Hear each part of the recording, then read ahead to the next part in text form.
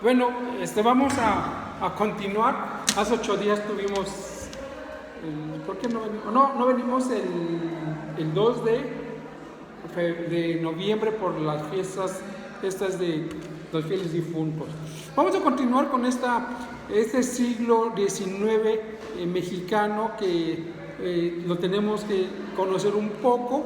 Hemos platicado ya de 1821, el país es independiente, tenemos el imperio de Agustín de Iturbide 2 años, y ya para 1824, ya a partir del 4 de octubre de 1824, toma posesión el primer presidente de México, Guadalupe Victoria. Hay un texto constitucional y el país ahora sí pareciera que va a iniciar. Y bueno, también hay una preocupación por la cuestión educativa. Podemos decir muchísimas cosas sobre los 300 años del periodo virreinal, donde hubo educación para las élites, para la élite económica, o sea, los criollos, pero también hubo educación para los indígenas el pueblo común y corriente. A partir del siglo XVIII, aquí decíamos la otra vez que en Jalapa tenemos una escuela amiga, la Manuel de Bosa, que todavía está existiendo con 230 años. Y ya en el siglo XIX vamos a ver cómo los proyectos políticos del país son muy complejos. Vamos a tener el gran problema que de 1824 a 1876, esto es una convulsión, es una inestabilidad política, porque el país está naciendo, todo lo que ustedes sepan de que el país no se podía consolidar. También hay que recordar que fuimos presa de la ambición de potencias extranjeras como Inglaterra, España, Francia, y que tuvieron a bien de invadir el país. Tenemos un intento de invasión o de reconquista en 1825 con los españoles. Después Texas se separa de México en 1836. Después tenemos los franceses que vienen a invadir el país en 1838-39 con la famosa Guerra de los Pasteles. Después vamos a ver cómo los Estados Unidos nos van a invadir en 1846-48, donde vamos a perder más del 50% del territorio nacional.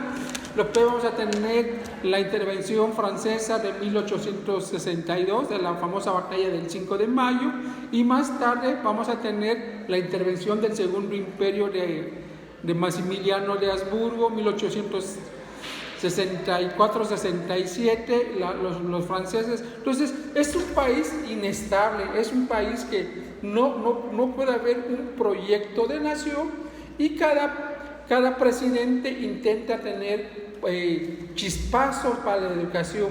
Si bien es cierto que el primer proyecto en el México independiente es la educación lascansteriana, que ustedes la conocen, este proyecto donde hay un maestro como monitor y los niños van a la escuela en un solo salón, donde hoy los conocemos como un salón multigrado, donde hay niños desde el primer año hasta el 6º año, y el maestro es el monitor de estos niños.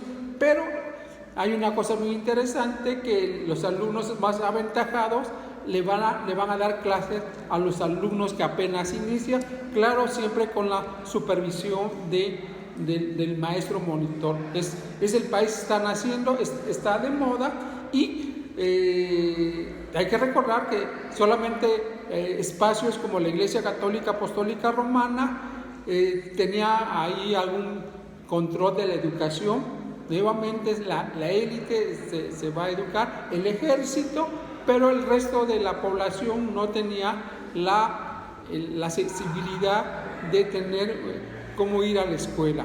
Para nosotros, que estamos en el siglo XXI, es muy normal que haya escuelas, que tengamos escuelas particulares, privadas, del Estado, tenemos una gran ventaja de alternativas educativas, pero cuando está naciendo la nación mexicana, siglo XIX, pues la castellana, después tenemos en 1856-57 el proyecto de la Constitución Liberal. Hay que recordar que la primera Constitución, la de 1824, va a retomar conceptos de los sentimientos de la nación de José María Morelos y Pavón, donde dice que esta nación somos católicos, apostólicos, americanistas y priistas, y que no se acepta ninguna otra religión. Y es hasta 1857 con la Constitución Liberal, donde ya se separa la Iglesia del Estado. Aquí ya todos vamos a ser igual ante la ley, y estaban en el otro salón. Y vamos a ver cómo ya se prefigura todo un proyecto educativo.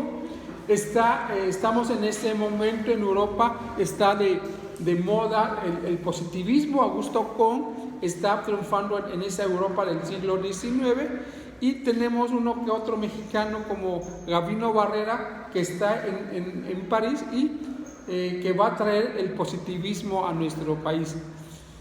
Juárez, Benito Juárez, que ustedes conocen la historia, este indígena que nació el 6 de... ¿qué mes? El 21 de marzo de 1806, ¿no? Que nació en el Actao, que nació indígena, que nació con todas las marginaciones del mundo, que va a ser huérfano de papá, mamá, abuelitos, abuelitas, y que va a cuidar borreguitos, y que un día se le pierden los borreguitos y ya no quiso regresar con su tío porque seguramente lo golpeaba y no había derecho para los niños, ¿no? Entonces Juárez es el prototipo de que la educación es fundamental. Él sale de Oaxaca, de San Pablo del Actao, a los 12 años, viene a ver a su hermana, viene a aprender el castellano, viene a aprender a escribir y a leer. Imagínense, nosotros 12 años, ya en el actual sistema, es un niño que está concluyendo la primaria. Y Juárez a Juárez lo meten al seminario, no tiene vocación para ser sacerdote, pero sabe que es fundamental tener conocimientos, y luego se va al instituto literario científico, que va a estudiar Derecho. Y Juárez, en su libro Los apuntes para mis hijos, que es un pequeño libro que no sé si alguien lo ha leído, Apuntes para mis hijos, cuesta como 20 pesos en la colección esta que sacó el gobierno federal en la Cuarta Transformación, en lecturas para no sé qué. Ahí en el centro recreativo, ahí lo venden, Apuntes para mis hijos, 14 o 20 pesos, y es Juárez narrando su vida, y ahí nos muestra lo importante que fue para él la educación. Como presidente de la República se instaura la Escuela Nacional Preparatoria, ya el país empieza a tener un desarrollo. Juárez muere en 1872, este año se cumplieron 150 años de su fallecimiento. ¿Alguien sabe dónde murió Juárez? Juárez murió en Palacio Nacional, y yo digo que hay futuro para México en Palacio Nacional. Si Juárez murió en Palacio Nacional, puede haber futuro en estos días, en este México tan convulso que vivimos. Entonces, llega el Porfiriato. ¿Alguien recuerda de qué fecha es el Porfiriato?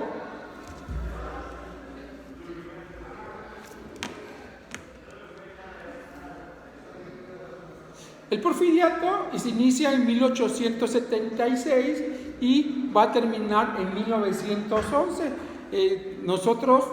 Ustedes, es una generación que ya conoce las cosas buenas del Porfiriato. Mi generación de Porfirio Díaz habló muy mal desde 1911 hasta 1990. El presidente Carlos Salinas de Gortari ordena una nueva revisión, una rehabilitación de la figura de Porfirio Díaz, pero miles o millones de mexicanos crecimos con la historia que Porfirio Díaz era el más malo de los malosos, es más, era más malo que el propio demonio. Entonces ahora ustedes ya saben que Porfirio Díaz introdujo el tren, introdujo las escuelas normales, la invasión, la inversión extranjera y particular la inglesa. Entonces tenemos 30 años hablando muy bien de Porfirio Díaz porque coincide con el proyecto neoliberal. El presidente Carlos Salinas de Gortari, que es el que viene a aterrizar el neoliberalismo, dice: nosotros tenemos un referente en la historia del país que es el porfiriato. Después de todo el caos que hubo en el país, Porfirio Díaz vino a poner orden a la presidencia de la República. Imagínense, 66 años y como 70 presidentes, ¿no? Golpes de Estado, y no era fuerte la presidencia. Porfirio Díaz tuvo que ser un hombre fuerte, un hombre controlador, si no le hubieran dado el golpe de Estado al tercer día que tomó posesión. Ahora sí, con el porfiriato vamos a encontrar todo un proyecto educativo, vamos a encontrar que ahora sí, al amparo a la Constitución Federal del 57, y que el presidente está preocupado. Es más, la Secretaría, lo que hoy conocemos Secretaría de Educación Pública, no existía, era el Departamento de Formación Mental, que estaba asignado a la Secretaría de Gobernación. ¿Ustedes qué recuerdan o qué saben del porfiriato? ¿Qué acontecimiento es importante en el porfiriato? Ustedes que son licenciadas en pedagogía. Es más, este acontecimiento se dio en Jalapa. Sí.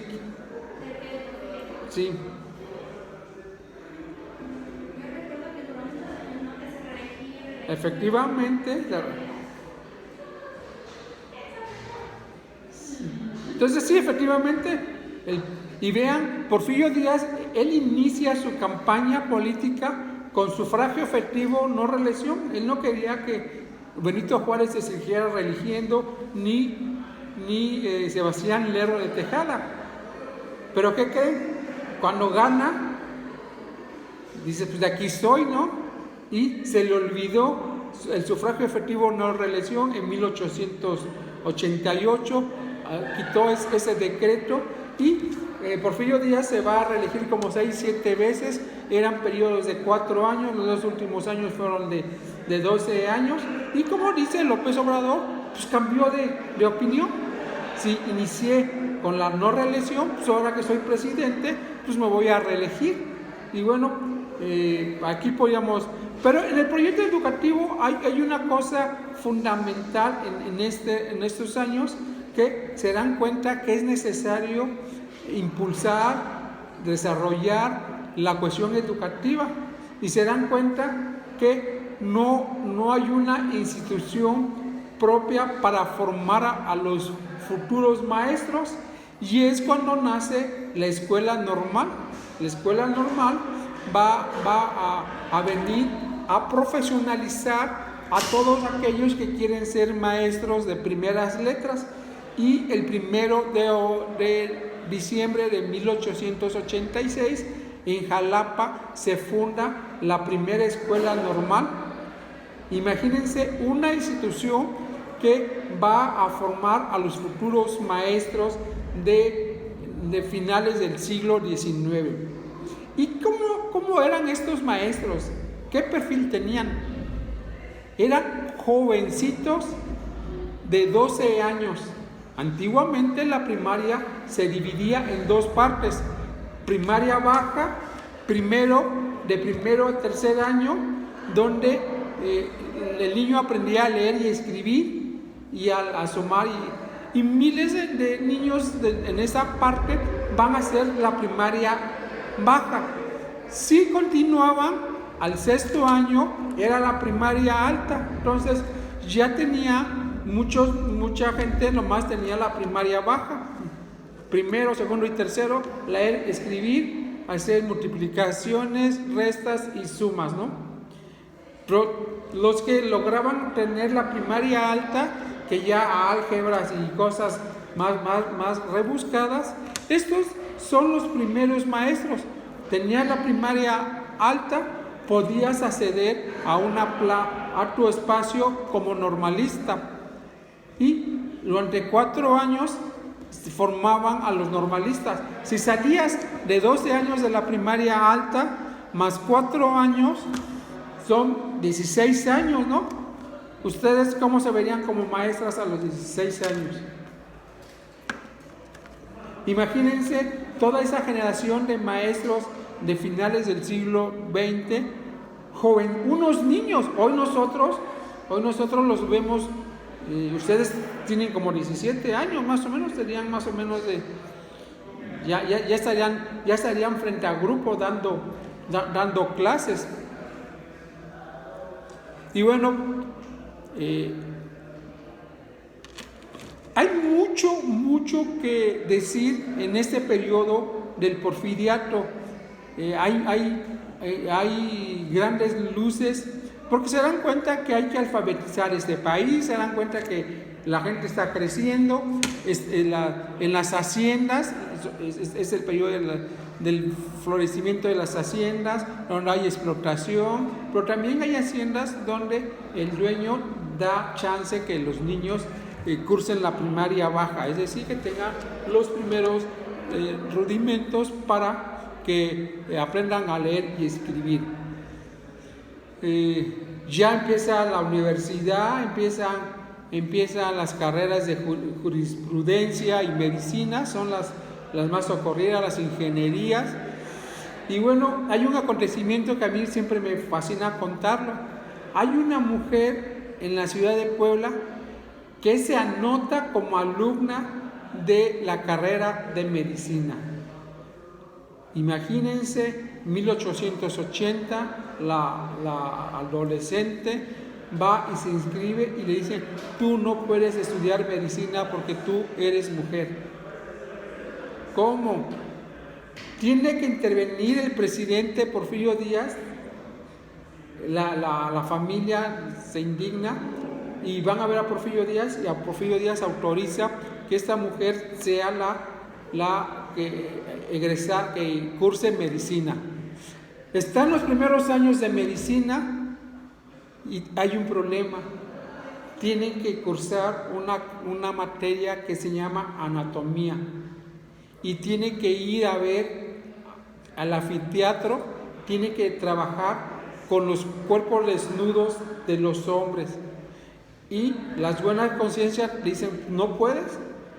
Tienen que ir otra vez a ver al presidente, y le autorizan que la señorita entre al anfiteatro a su clase de anatomía para ver a los hombres desnudos, los muertos ya todos tiesos, todos encartonados, siempre y cuando la acompañe su mamá.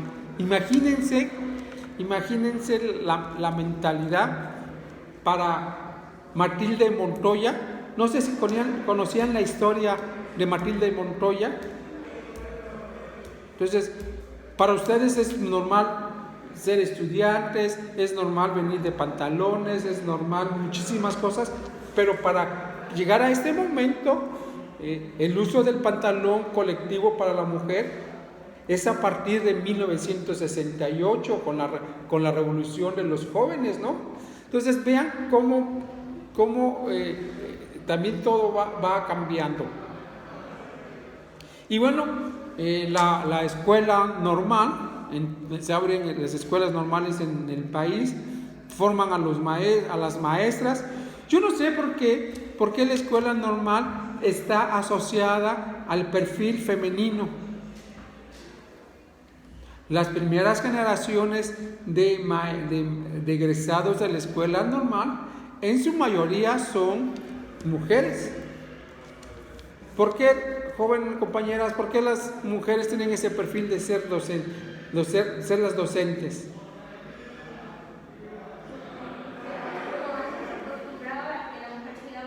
Efectivamente, viene ese concepto de la maternidad del hogar. ¿Cuántos maestros ustedes conocen de preescolar? ¿Hay maestros de preescolar? No, en el preescolar que iba mi hermanita. ¿Y cómo se llamaba el maestro? Pero eso tiene 40 años que la Secretaría de Educación permite que varones cursen para preescolar. El preescolar son estos niños de 4 a 7 años que hacen el kinder. Entonces, estamos en el porfiriato, hay muchas luces para que las mujeres estudien, hay toda una reforma educativa, el positivismo, y eso nos da un buen sabor de bocas. En Estados Unidos, en Inglaterra, Francia, pues las mujeres ya estaban yendo a la universidad, ya estaban estudiando. Aquí era muy complicado. Porfirio Díaz va ya a finales de su gobierno, en 1907, ya va a fundar el Ministerio de Educación Pública.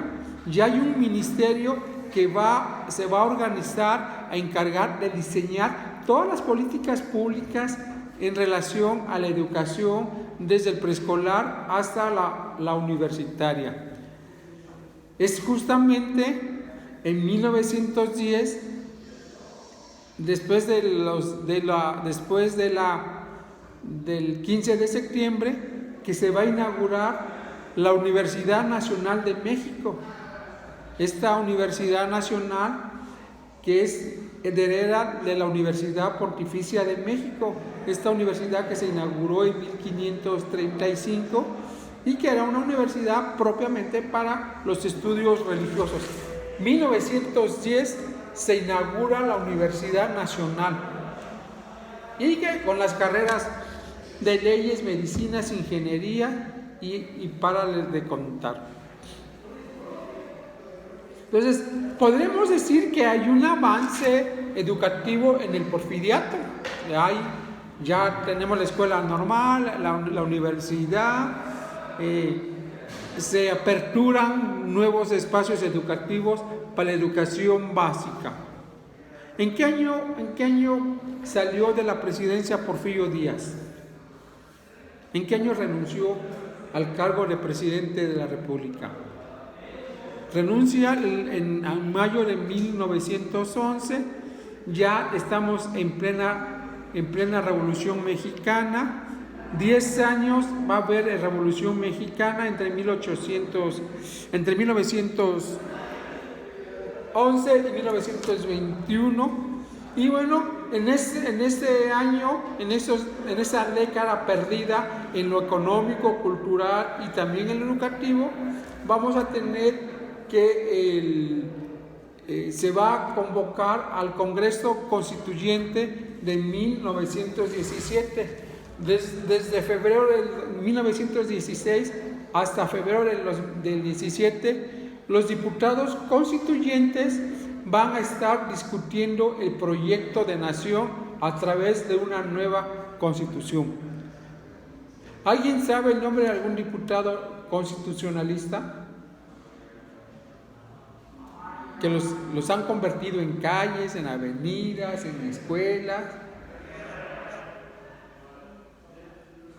Uno de los grandes constitucionalistas va a ser el general Heriberto Jara Corona, que nació en Veracruz, que fue gobernador y que va a ser de los impulsores del artículo 3 constitucional, el artículo que nos va a hablar de la educación laica, gratuita y obligatoria. Si ustedes tuvieran la oportunidad de leer los diarios de los debates, de las discusiones que se dieron para el artículo 3, entre los revolucionarios, entre los diputados conservadores. Vamos a ver que hubo una gran lucha para llegar el 5 de febrero de 1917 a tener un artículo tercero constitucional, un artículo que garantizaba la educación, que garantizaba que todos los niños tuvieran un espacio para aprender, leer y escribir. Si bien es cierto que 1911-1921 es una década perdida, el país está en guerra, el país no puede tener instituciones educativas, es un caos el país, y vamos a ver que ya a partir de 1920, cuando toma posesión el presidente Álvaro Obregón, que va a ser presidente de México de 1920 al 24, va a anunciar la creación de la Secretaría de Educación Pública. Todavía existe la Secretaría de Educación Pública con 101 años, y ahora sí hay una secretaría que va a diseñar toda la política educativa del país, desde el preescolar hasta la universidad. ¿Alguien sabe cómo se llama el primer secretario de Educación Pública y fundador? Nació en Oaxaca, murió en 1959. ¿Alguna otra pista?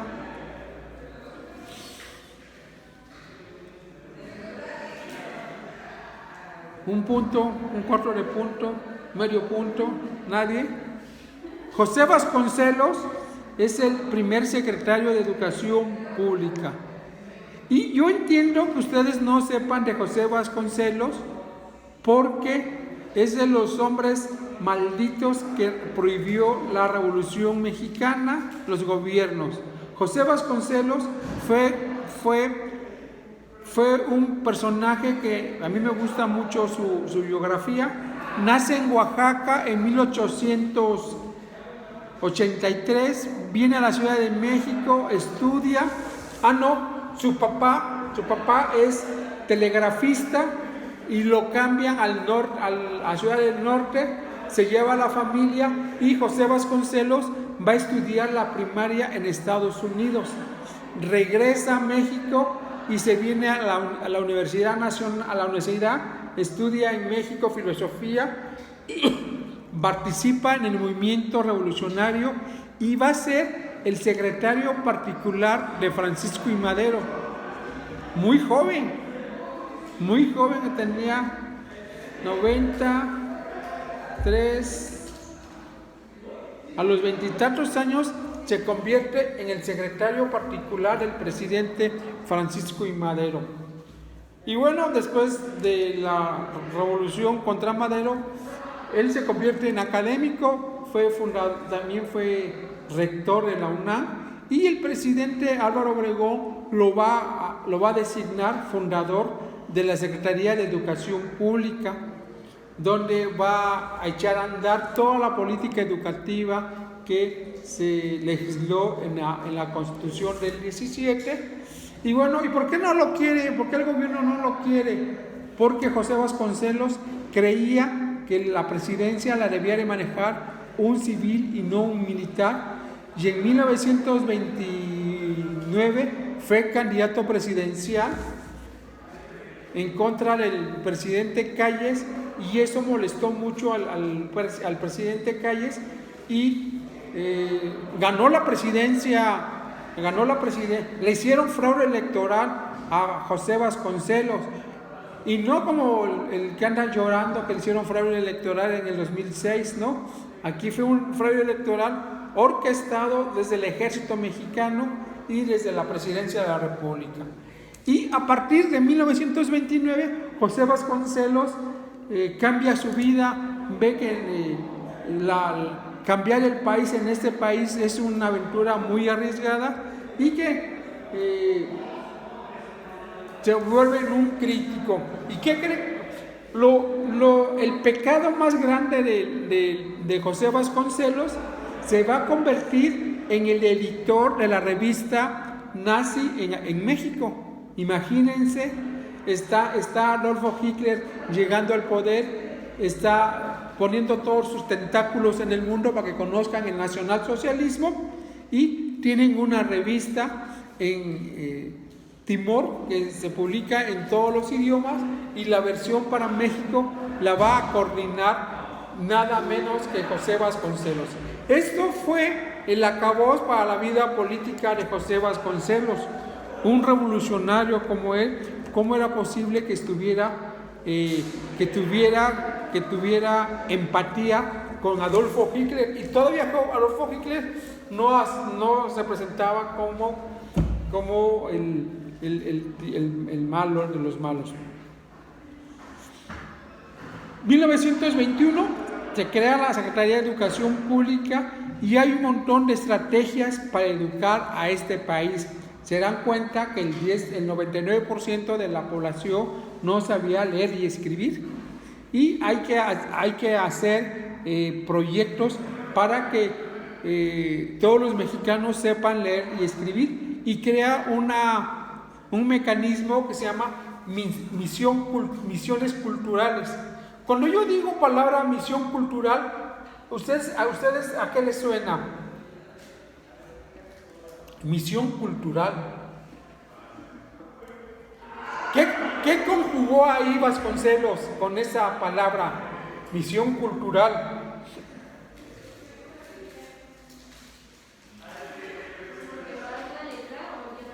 Llevar la educación, pero en un sentido muy evangélico, es decir, crear misiones. Tenemos que recordar que en el siglo XVI los misioneros fueron los que anduvieron por toda la Nueva España evangelizando a los nuevos indígenas, a los nuevos católicos, pero con una mística. Entonces, las misiones culturales se va a formar un grupo de profesionales que van a andar a lo largo y ancho del país, alfabetizando, dando clases.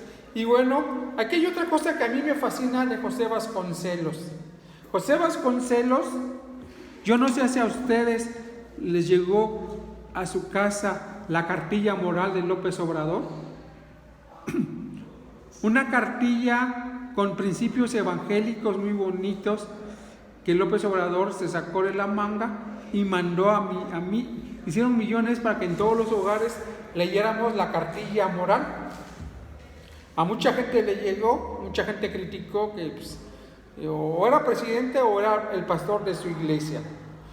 José Vasconcelos hace una gran obra, a mí me admira. Va a editar todos los clásicos de la literatura griega y latina. Yo no sé si ustedes conocen unos libros verdes. Entonces, mandan a editar todos los libros estos, ¿y qué creen? Los manda a regalar a todo el país, por correo postal, a caballo. Llegaban los misioneros y el señor presidente te manda estos libros. ¿Y esto para qué es? Y esto es un para la leña, para el fogón. Se dan cuenta la Secretaría de Educación Pública que el 96% de la población no entendía por qué les regalaban libros.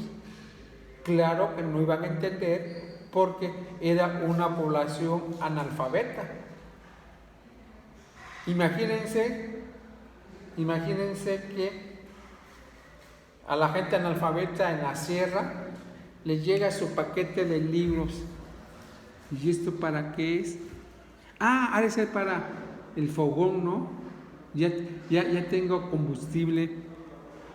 A José Vasconcelos, imagínense uno de los hombres más brillantes haciendo esa situación.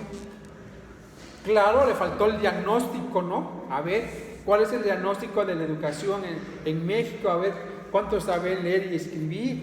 El diagnóstico siempre ustedes lo van a manejar como pedagogos.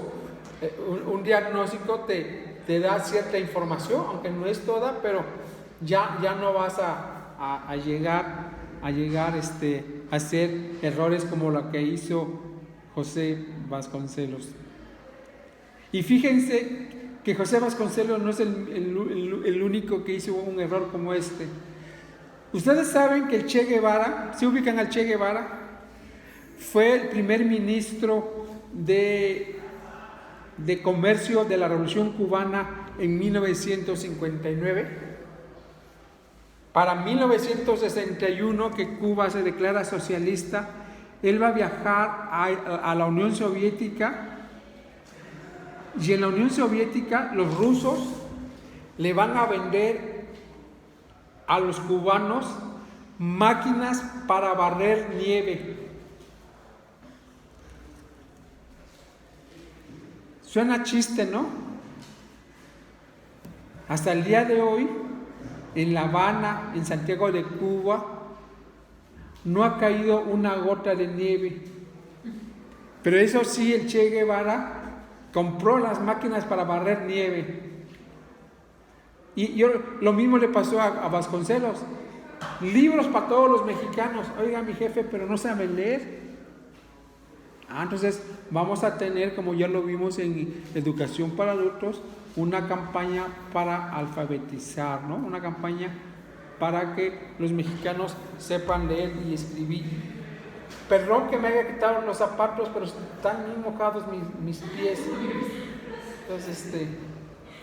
Entonces no. Esto hay que editarlo ahí en el video, ¿no? Pero como se vino fuerte el aguacero, entonces ahora sí podemos hablar de un análisis y una legislación educativa en los últimos 100 años. Nosotros vamos a tener que estudiar, leer el artículo 3 constitucional, el artículo que garantiza a todos los mexicanos el derecho a la educación. Ustedes mismas que están en una escuela particular también están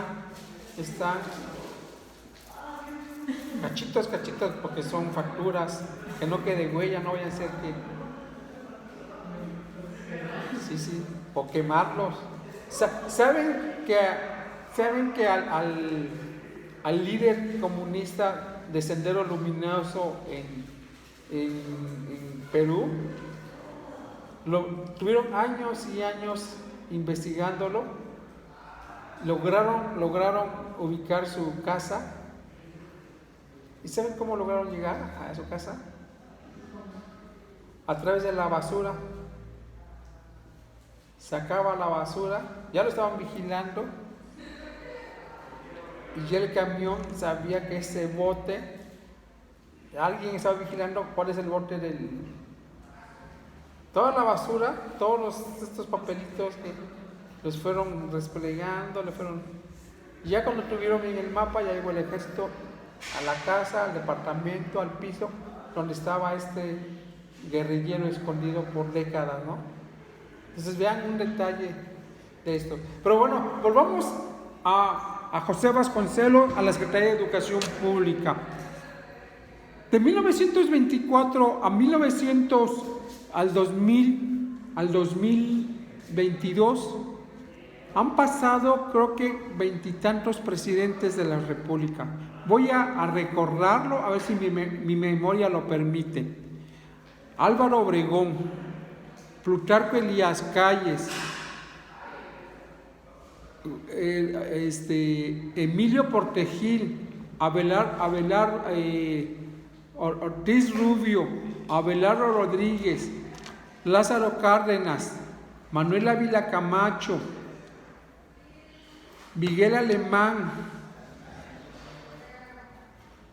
Luis Cortines, López Mateos, Gustavo Díaz Ordaz, Luis Echeverría, López Portillo, Miguel de la Madrid, Carlos Salinas,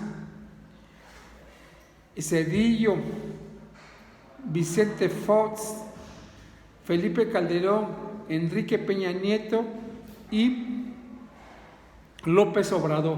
Han pasado 20 presidentes de 1921 a la fecha. ¿Sí me los aprendí bien? ¿Sí? Yo vi que estaban ahí checando. Entonces, vean. Y bueno, cada presidente de la República trae su proyecto educativo, aunque sean del mismo partido, como fue el caso de los priistas. Los priistas gobernaron este país desde 1920 al año 2000. La mayor parte de ellos, de estos, eran priistas, pero cada gobierno priista traía su propia versión, su propio proyecto. Ya luego en el año 2000 va a gobernar Vicente Fox y Felipe Calderón. Después regresa el PRI con Enrique Peña Nieto y finalmente con López Obrador. López Obrador, decíamos que muy desafortunadamente lanza su reforma educativa, faltándole 23 meses para abandonar este país, y estamos en discusión, estamos discutiendo la reforma educativa de López Obrador, que nada tiene de educativa y que tiene mucho de ideológico. Entonces, cada presidente tiene su visión de país y su visión de educación. No importa que todos hayan sido del PRI, como es el caso de Obregón a Zedillo, ¿no? Vamos a recordar, ya lo habíamos comentado, que el presidente Lázaro Cárdenas hace una reforma educativa y que se va a instituir la educación socialista, que mucho molestó a las buenas conciencias. Después tenemos el presidente López Mateo, hace un modelo que dice, el modelo van a ser 12 años, 3 de primaria, 3 de kinder, 6 de primaria y 3 de secundaria, nos hace un promedio de 12 años. Y tenemos con López Mateo, también lo comentamos, la distribución de libros de texto gratuito. Adolfo López Mateos, que fuera presidente de México de 1958 a 1964. Yo no sé si ustedes conozcan la foto de López Mateos, dicen que era muy guapo, era deportivo, y bueno, cuenta por ahí una anécdota muy bonita, que era deportivo, que su secretario particular todos los días le decía, hoy que toca, viaje o vieja. López Mateo es el que va a pedir que México sea la sede de los Juegos Olímpicos en 1968, el que va a pedir que México sea la sede del Campeonato de Fútbol México 1970.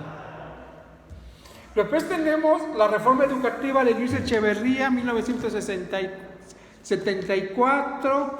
Después la reforma, ya de Luis Echeverría para acá, cada presidente viene haciendo su propia reforma educativa. Ustedes como futuras pedagogas tendrán que estudiar cada una de estas reformas.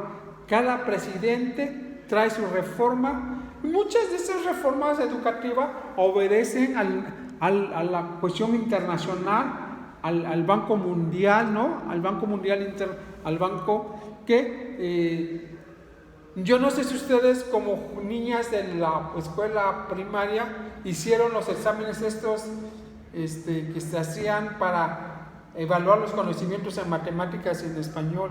La prueba PISA, ¿no les tocó a ustedes? Sí, el enlace. Pues todas estas pruebas son parte de la política internacional del Fondo Monetario Internacional, que dice, a ver, México, vamos a evaluar cómo están tus alumnos, ¿no? Cómo están en matemática, cómo están en español. Carlos Salinas de Gortari vino también a hacer una reforma educativa, aunque la reforma educativa de Carlos Salinas a mí me gusta mucho porque le quita poder político al sindicato, a toda la corrupción, Y bueno, viene otra reforma política con el presidente Zedillo. Y cada presidente, vamos a ir analizando, cada presidente va a tener su reforma educativa.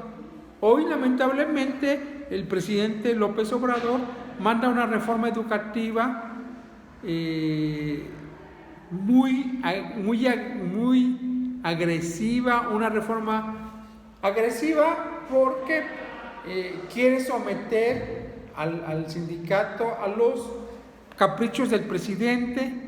El presidente quiere tener a los maestros unos aliados para la cuestión política y que los chamacos sepan votar por la izquierda y toda la cosa. Entonces, muy desacertada la reforma política, la reforma educativa del presidente López Obrador. Tenemos un gran problema, que ya lo dije la otra vez. No evaluamos las reformas. Una reforma viene otra, pero no tenemos la certeza que si las reformas aplicadas fueron bien recibidas, si contribuyeron al ambiente físico. No sabemos cuál es. Ahorita en México hay 3 reformas educativas vigentes. La de 13, la del 17 y la de ahora. Yo no sé si haya una evaluación que digan, a ver, de las 3 reformas, esta adolece de esto, esta se pasa de esto, a esa le falta, pero no, de esta reforma capricho de López Obrador, no sabemos muy poco. Sabemos que es una reforma educativa ideologizada, que los niños piensen que López Obrador es el rey de este mundo y que el socialismo y que Fidel Castro son personajes que nos van a salvar. Vamos a ver cómo vamos a tener esta reforma educativa. Hay mucha inquietud en el sector educativo. ¿Alguien de ustedes, su papá es maestra o maestro? Ahorita los maestros de educación básica están sufriendo porque no saben qué material, cuáles son los contenidos. Están esperando que el viejito mande su foto y que un adoctrinamiento en la escuela primaria, Acción Nacional, el PRD y Movimiento Ciudadano le han dicho que no se vale un adoctrinamiento. ¿Se entiende qué es adoctrinamiento?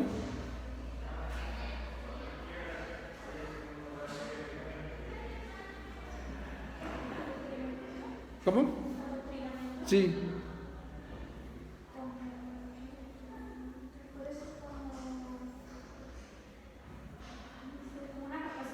Una capacitación. En ese término se oye bonito.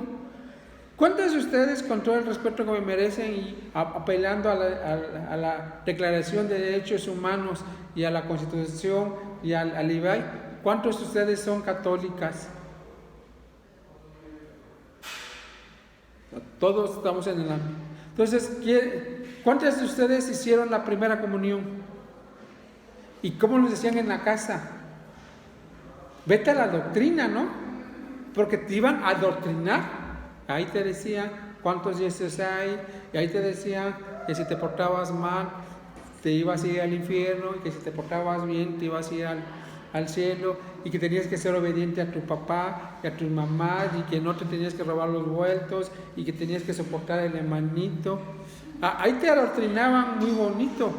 Yo miro doctrina hace 50 años, casi me la toca dar el de Jesucristo, pero no, ya.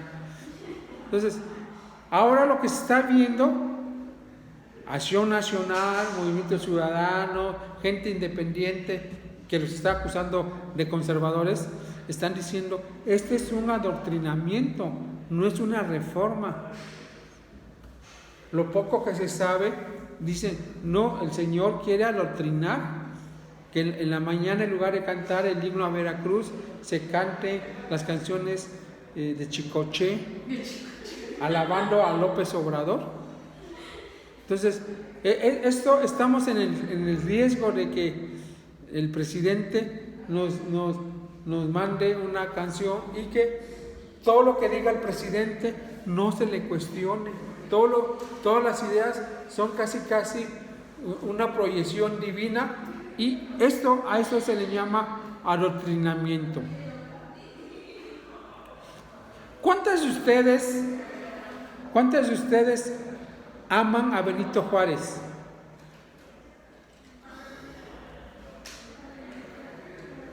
¿O lo admiran?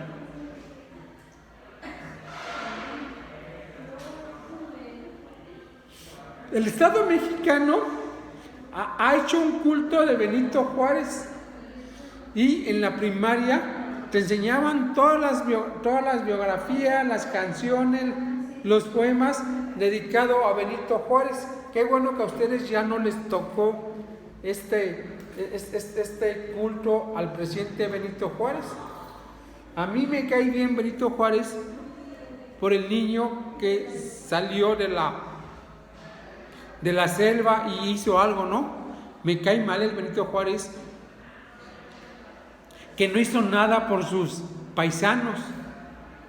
Benito Juárez, una vez que fue presidente de la República, se olvidó de sus paisanos. Es más, ya nunca volvió a su pueblo.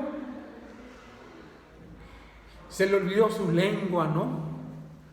Entonces, nosotros tenemos un adoctrinamiento, mi generación, sobre Benito Juárez, nacido el 21 de marzo de 1812 y muerto el 12 de junio de 1976. Miles y miles de mexicanos de mi generación vamos a saber que Benito Juárez era lo máximo, ¿no? Ya cuando estudias historia, ya cuando vas abriendo los ojos, vas diciendo, Juárez, nada que ver con el Benito Juárez que a mí me dijeron en la primaria.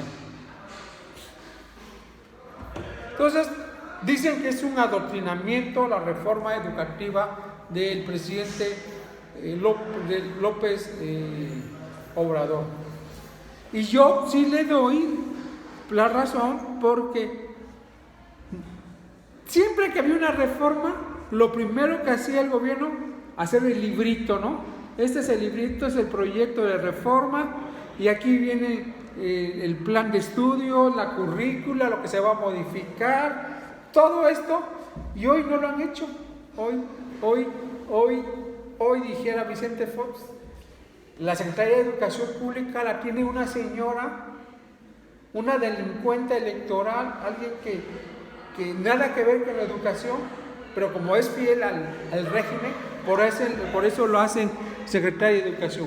Entonces, jóvenes, se escucha grillesco, político, pero esta reforma educativa, este sistema educativo pasa por la cuestión política. A mí no me gusta la política, dijera, pero pasa por el matiz de los gobernantes. El gobernante en turno es el que dice. A mí me da mucha risa y me causa mucha risa cuando López Obrador, ahorita en la decrepitud de sus tiempos, confunde cosas de la historia. Él tiene muy claro la historia primaria que le enseñaron en 1959, y él tiene esa actitud de buenos y malos.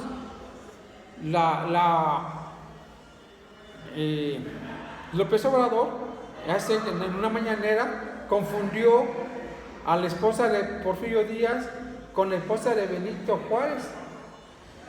Y si uno ve el relato, dices, chirrió, Carmelita Romero en 1870 tenía 3 años. ¿Y cómo que a los 3 años va a ser la primera dama? Pues no. Compañeros, ¿algún comentario, queja, sugerencia? Entonces, para que lleguen a mandar los materiales, porque tenemos que discutir yo no tengo la verdad, Dios me libre, a lo mejor estoy ofendiendo a su proyecto político y lo tienen que defender, ¿no? Las ideas hay que defenderlas, y es bonita la materia, ¿no? Ustedes mismos, seguramente cuando sus papás los anotaron aquí, ¿qué dijeron sus papás? ¿Tiene registro? El nivel tiene un registro, un permiso ante la Secretaría de Educación Pública que le permite dar clases a particulares. Que se estaba dando de alta, ¿no? ¿Sí? Entonces, esto ya es un documento legislativo. A ver, ya vieron, tiene su REBOI, ¿no? Entonces, pues es una escuela seria, tiene su REBOI, tiene sus instalaciones, cobran puntualmente la colegiatura, porque hay que pagarle la nómina a los maestros. ¿Alguien tuvo duda de anotarse en esta institución? ¿Nadie tuvo dudas? Lo ideal, pero voy a decir una estupidez. No es estupidez, voy a decir una. Ojalá que no haya ningún. Pues todos ustedes aspiraban a un espacio en la Universidad Pública de la Veracruzana, ¿no? Y fueron a elegir la carrera más demandada, ¿no? Que es Pedagogía, Derecho y Medicina y Administración si hubieran elegido Historia, ¿cuántos lugares tenemos? 20 y apenas llevamos 4. Entonces, ahí en Historia o Filosofía todo mundo entra. Bueno, hace poco sí pasó. Sí. También en Administración, Contabilidad, entra mucho. Sí. Entonces, ¿qué pasa con la política educativa? Que es el modelo económico neoliberal no hizo posible el crecimiento de la escuela pública, ¿no? Porque el modelo neoliberal le dio fuego al modelo económico de la escuela privada, ¿no? Hoy tenemos una gran variedad de escuelas privadas, desde las que pagan $1 hasta las que pagan 2,000 pesos, hasta las que pagan miles y miles de pesos, como es la Anáhuac, ¿no? Creo que un semestre en la Anáhuac anda saliendo más de 200,000 pesos. Entonces, hasta la escuela pública, como las universidades de bienestar que no existen, o la UPAC, que pagas 3,000 pesos a la quincena tu semestre, ¿no? Entonces, tenemos que legislar, tenemos que preguntarnos por qué diablo es un diputado que no está familiarizado con los términos educativos, por un diputado que seguramente no terminó la prepa o la secundaria y se metió de grilla y la suerte le sonrió y ahora es un flamante diputado que va a aprobar la reforma educativa. Hasta aquí me han seguido la transmisión. Es que están rayados y me mareó. Están rayados de aquí. ¿Algún comentario, queja? Porque es mucha información para 2 horas, ¿no? Pero ya con la lectura ustedes irán viendo. Compañera, ¿algún error?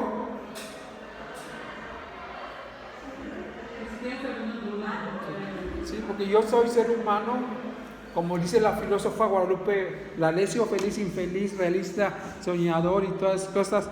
Entonces, es padrísimo hablar de la grilla educativa, de la legislación educativa. Hay especialistas, están los centros de investigaciones de educación. Hay muchísima situación que nos podríamos dar las horas y horas de discutir el proyecto educativo. Yo no sé Si ustedes cada vez que inician un cuatrimestre leen el programa, si lo discuten, si están de acuerdo, no están de acuerdo. ¿El programa qué es? Es un documento donde el maestro dice, vamos a ver en legislación laboral en 3 o 4, creo que aquí son 5 unidades, está larguísima. Vamos a ver políticas públicas, la administración, la historia y toda esta situación que ustedes ¿vieron el filme de Panzazo? ¿Filme de Panzazo? Una crítica muy aguda que el gobierno manda hacer a la educación en el 2013. Vean cómo es el gobierno de perverso. Manda a hacer una película, un documental, donde demuestren todas las debilidades del sistema educativo. Salones vacíos, maestros juguetones, maestros faltistas. Entonces hacen el documental y se dan cuenta pues, que el sistema educativo mexicano está de lo peor, y eso le permite al presidente Enrique Peña Nieto hacer una reforma educativa, que luego la confundieron con una reforma educativa, una reforma laboral. A tu maestro que no sabe dar clases, que no te gusta dar clases, que no preparas tus clases, ¿qué crees? Te vengo a supervisar y en tu evaluación no eres apto para seguir frente al grupo y te vamos a mandar a las oficinas centrales, ahí al departamento de sin importancia, a las bibliotecas, al archivo. Y eso va a provocar un conflicto muy grande, porque el Sindicato Nacional de Trabajadores de Educación pues no se va a dejar. Es como si ahorita vinieran a supervisar cuántos alumnos están, si yo uso las herramientas del pizarrón y esas cosas. Y me dijeron, no, Rafael, ¿qué crees? Muchas gracias, pero tú eres anacrónico, no grabas no estoy grabando para el rato. Entonces, muchísimas gracias. Entonces, vamos a ver. Y por favor, vean las caricaturas de la prensa, ¿no? Vean hay caricaturistas de la prensa de todo, ¿no? Pero una caricatura dice más que 1000 palabras, ¿no? Y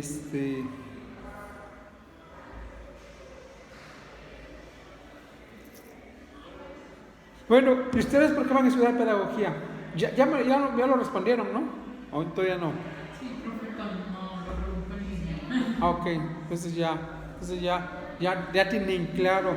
Ustedes no van a ser maestras de que le van a dejar la plaza o porque ya es la única opción. Ustedes van a ser docentes ya en el marco normativo moderno, ¿no? Van a concursar por una plaza, ¿no? Y depende del puntaje, será la zona donde les toque, ¿no?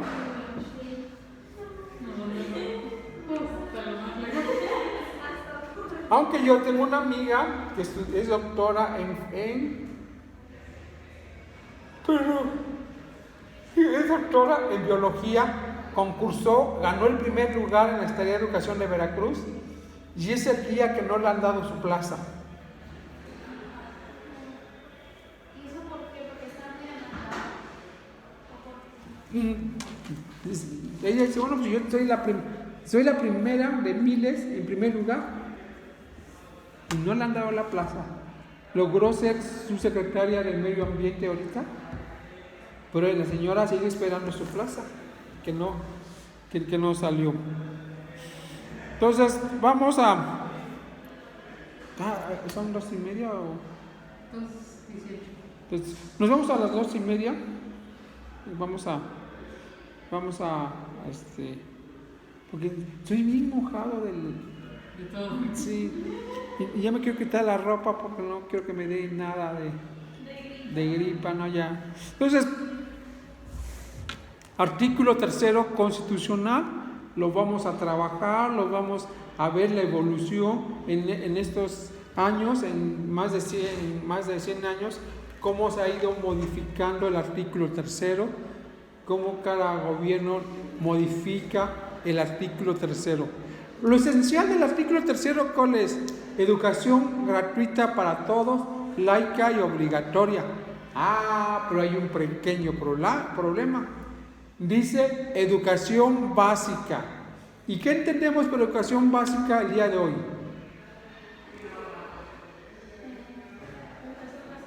Sí.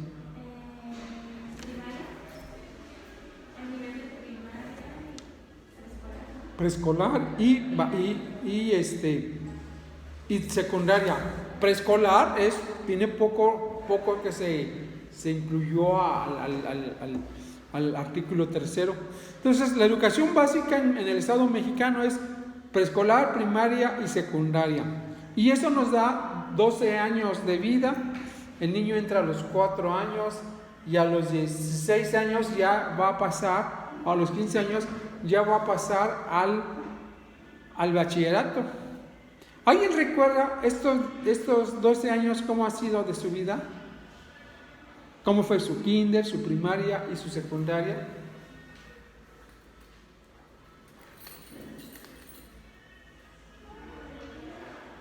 El nombre de sus maestros, el nombre de sus escuelas, que ya lo habíamos preguntado. Y decíamos, ustedes a sus 16 años, la mayor parte de su tiempo la han destinado a una aula, a escuchar a un profesor, a agarrar un libro, a llevar tareas, a hacer cuestiones deportivas. Entonces, 16 años y todavía les faltan, ¿cuántos años les faltan?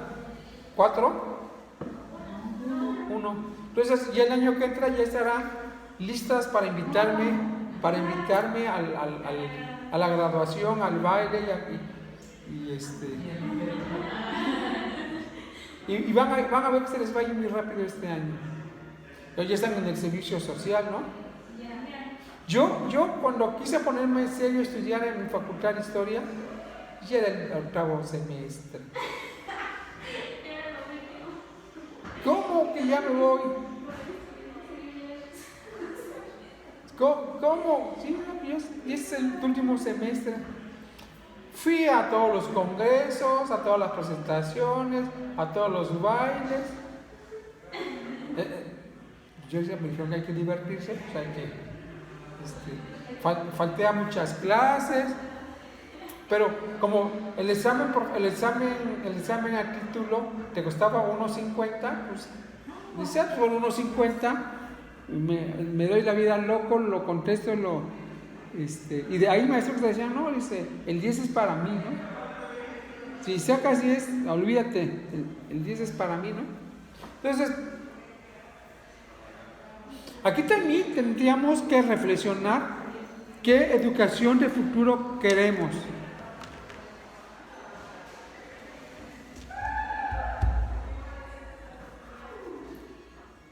¿Cómo ven el futuro?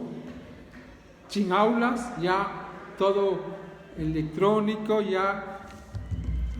Yo ya me imagino una computadora aquí en la palma de mi mano, ¿no? Puede ser, ¿no? Entonces, ustedes van a ser testigos cómo la educación del 2022 al 2032 va a cambiar radical. Yo les pido que anoten, ¿no? Tengo que recordarme cómo fue la educación. Hay muchos avances tecnológicos. El COVID, decíamos la otra vez, que fue malo, sí, mucha gente se murió, sí. Pero el COVID nos dio la oportunidad de saber que los profesores no estábamos capacitados para conectarnos a la tecnología.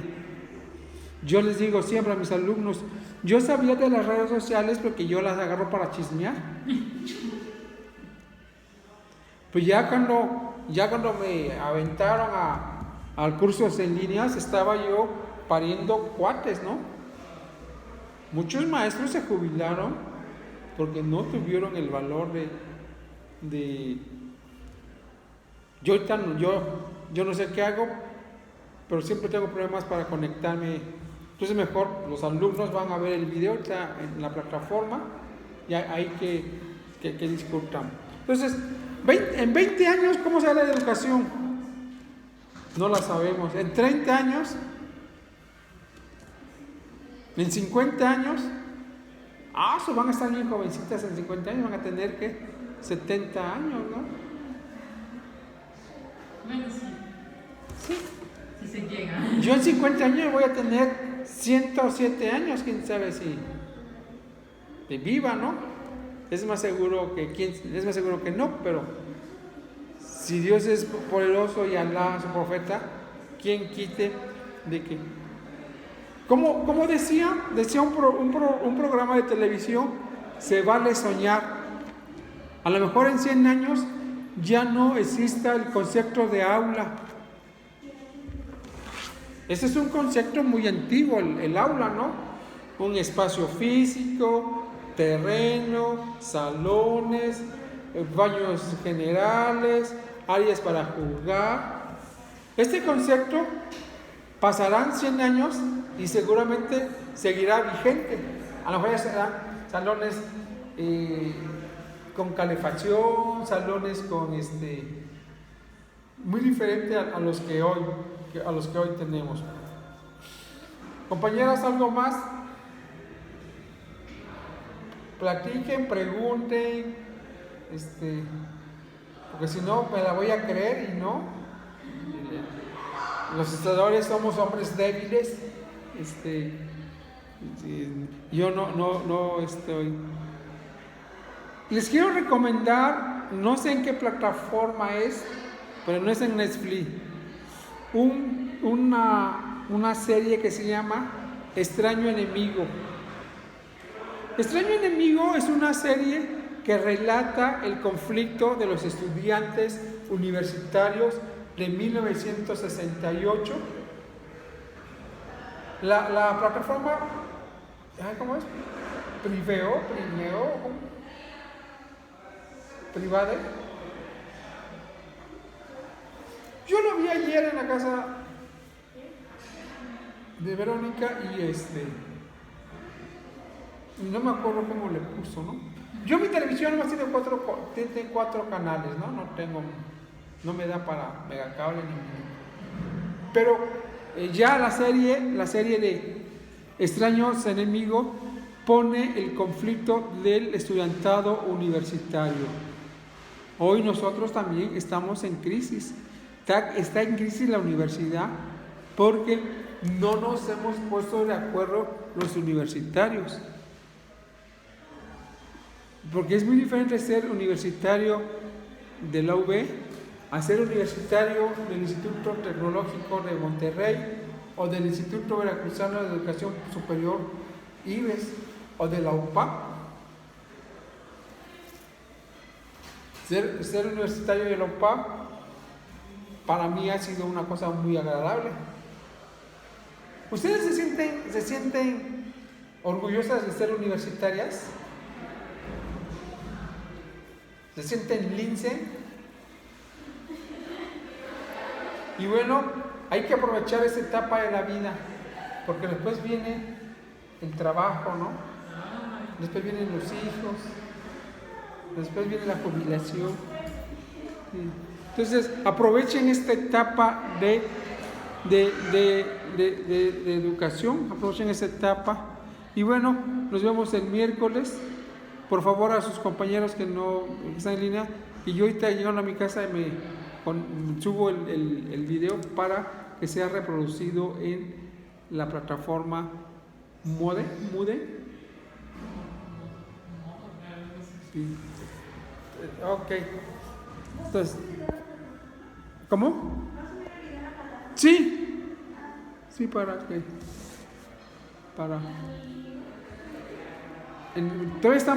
todavía estamos en la primera unidad.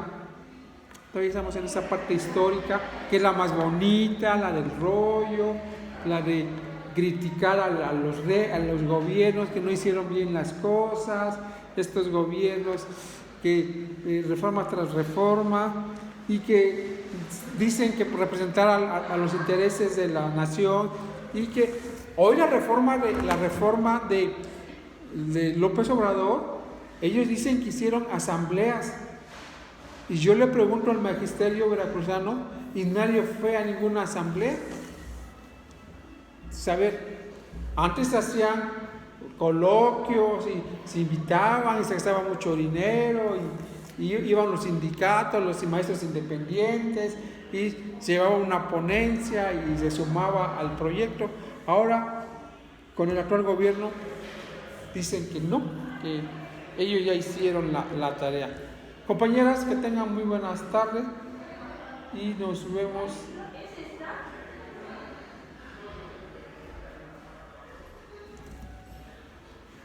Ah, sí, está en YouTube? ¿En YouTube? No, está en Amazon. ¿Hay que inscribirse a Amazon?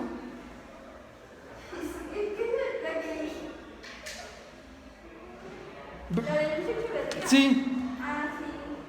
¿Y eso cobra Amazon? Sí. Ok. Está muy bueno para entender el movimiento estudiantil de 1968, que también lo vamos a abordar ya al final, porque finalmente marcó la historia de los universitarios. El 68 mexicano marca mucho en la historia de la educación, en las libertades y todo esto. Entonces,